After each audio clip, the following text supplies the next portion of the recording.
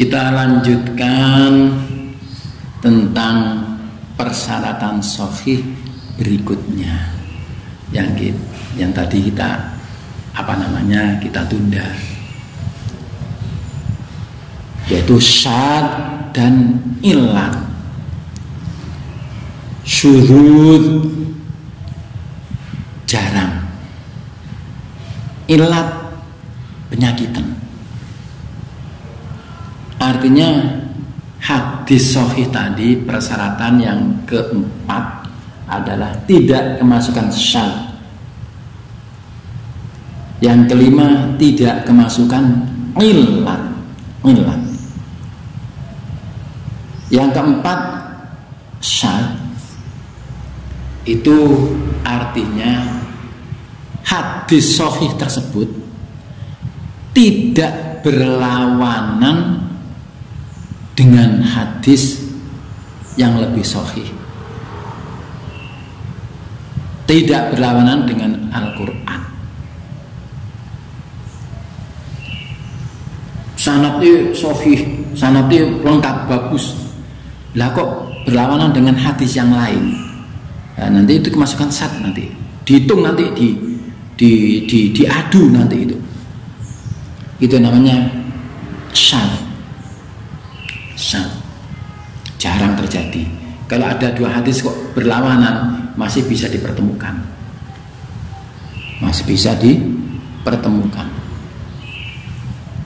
andaikan ada contoh yang biasa, la adwa wala tiarota, tidak ada menular, penyakit gak nular, wala tiarota, dan tidak ada sial.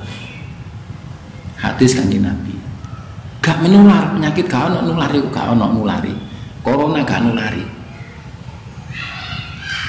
Tapi satu hadis Rasul mengatakan firro minal ajadum minal majadum, firro minal majadum firoroka minal asad. Kalau ada orang lepra, jauhilah koyok awakmu lari dari singa. Ini menggambarkan koyok mulari. Nah ini sekarang corona, hadis mengatakan tidak menular. Tapi hadis yang lain, nenek corona dono. Nah ini dua hadis berlawanan. Nah bagaimana dikompromikan? Oh ternyata itu bahasan tauhid. La adwa, tidak menular, bahasan tauhid.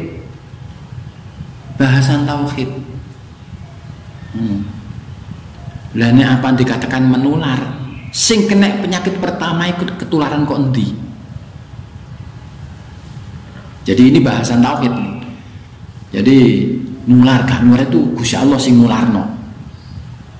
Lah nek enek wong lara ngono iku dohono. Kena corona dohono. Nanti dikhawatirkan Allah muai penyakit dari orang itu kepada kamu, sehingga kamu mengatakan aku kena penyakit si Aiko. Nah, ini namanya akan menuduh orang lain. Kanjeng Nabi tegas mengatakan orang nular sing gawe adalah Allah. Itu mengkompromikan dua hadis yang satunya mengatakan tidak menular, satunya dohono, jauhi. Nah, dua hadis seperti ini dikompromikan. Ternyata ini bahasan tauhid. Gak nulari sing kowe tularan Allah. Nenek wong lara dono, biar kamu tidak terkena itu atas izin Allah. Itu namanya bisa dikompromikan. Bukan syad, itu namanya bisa dikompromikan. Kemudian persyaratan yang kelima, tidak kemasukan illat. Jarang sekali illat itu. Illat itu penyebab yang samar, penyebab atau penyakit sing samar. Ulama mustalah menyebutkan illat. Nek penyebab dhaif sing jelas bukan illat. Nanti jelas namanya, nanti sanate pedot, mungkotek, mu'dol, mu'allak, nanti pembahasan sana jelas. Oh si A ini hilang, mukotek. Oh si A ini hilang, oh ini mu'alak. Oh ini dan ini hilang, oh namanya mu'dol. Jelas, bukan ilat. Tapi nek samar itu namanya ilat. Contoh begini.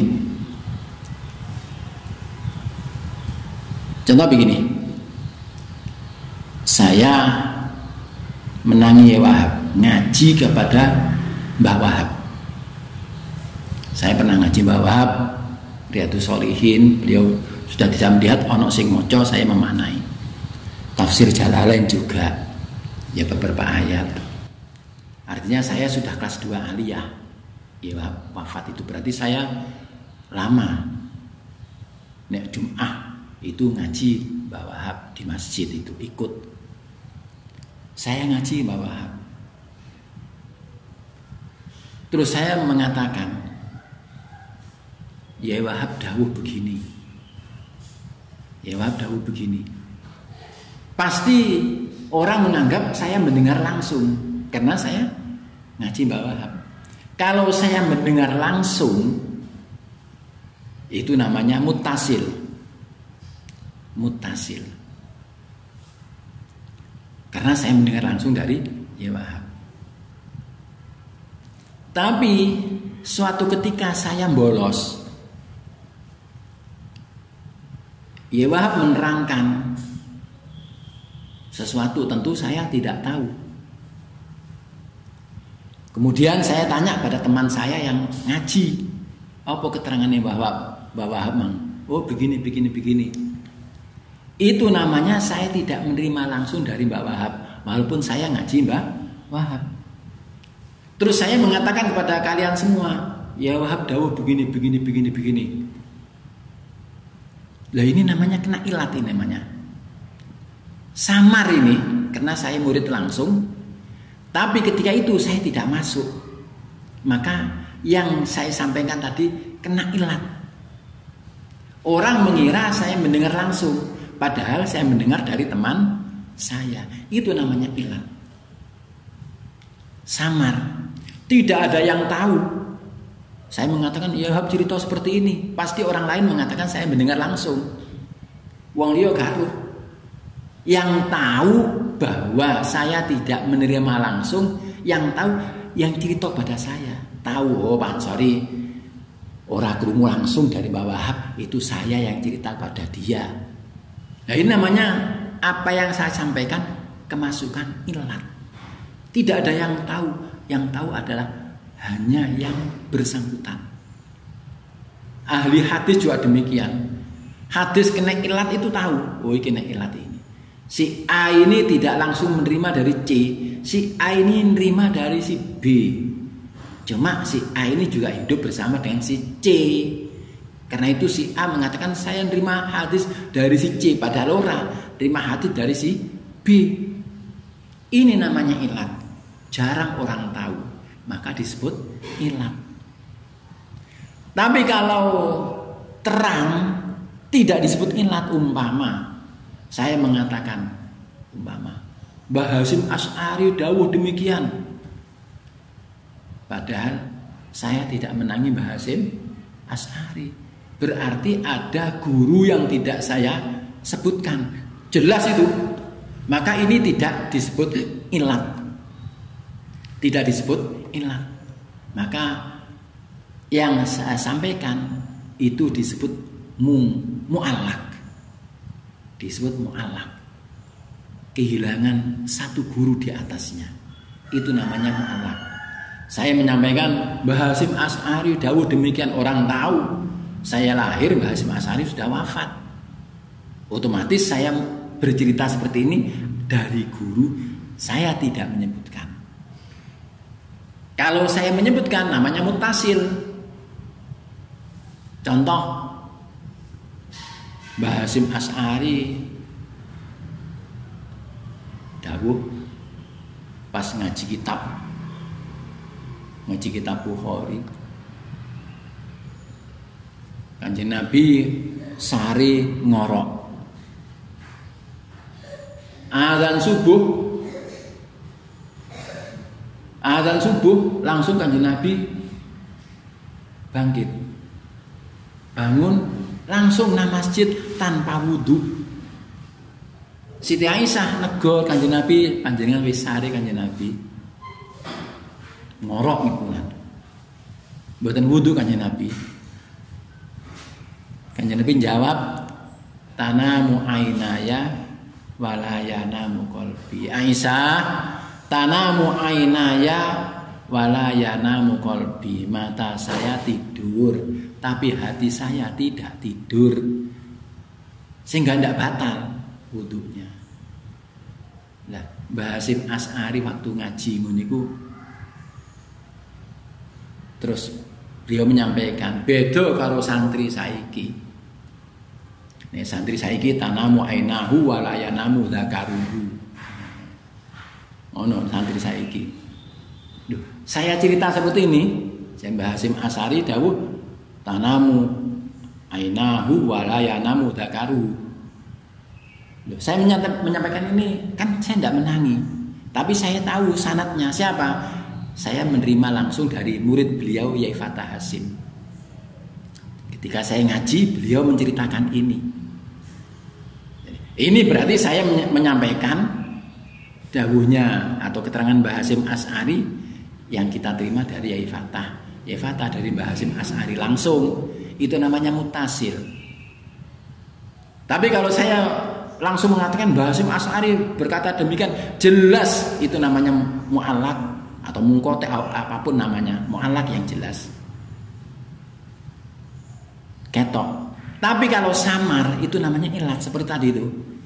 Saya tidak menerima langsung dari Mbak Wahab, padahal saya juga ngaji. Saya ngaji ke Mbak Wahab. Tapi suatu ketika bolos. Saya mengatakan Mbak Wahab menerangkan begini. Ini orang tidak tahu bahwa ini kemasukan ilat. Yang tahu siapa? Teman saya. Pak Ansari tidak tahu ini. Saya yang cerita pada dia. Nah, sahih itu tidak kemasukan ilat.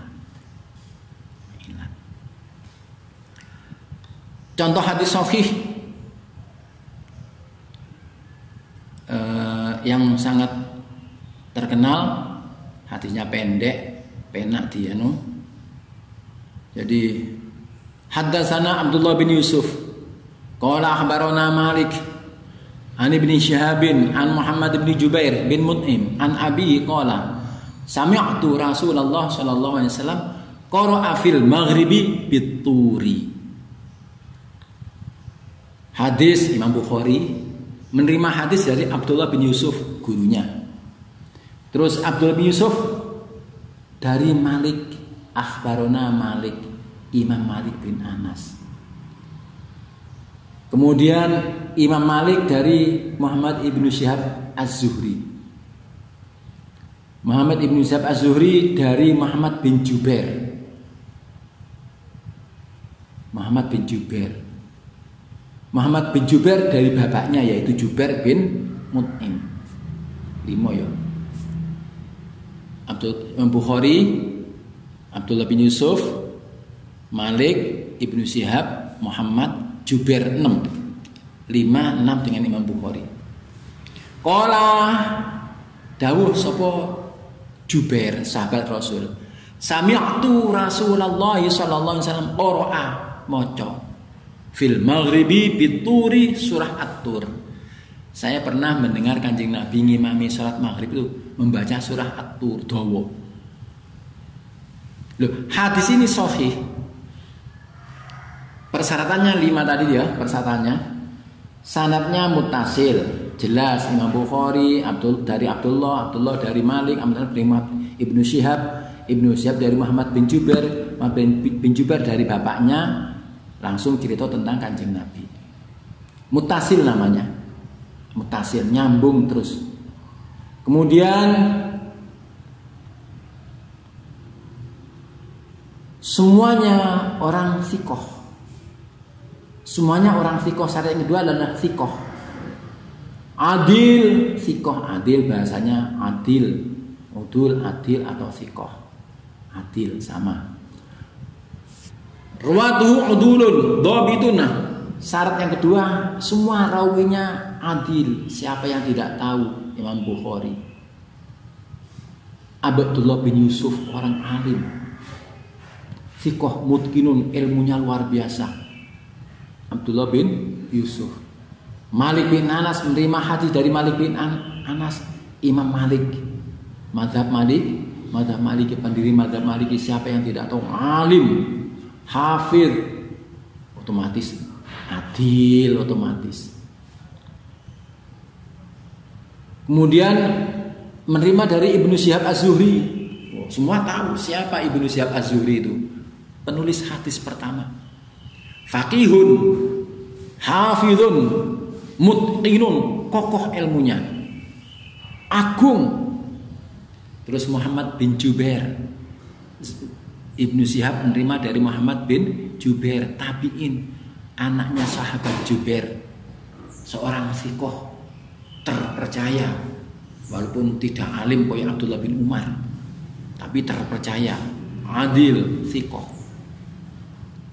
Terus Mut'im, Jubair sahabat. Nah, Jubair sahabat itu tidak dibahas, sudah otomatis adalah adil, thiqah.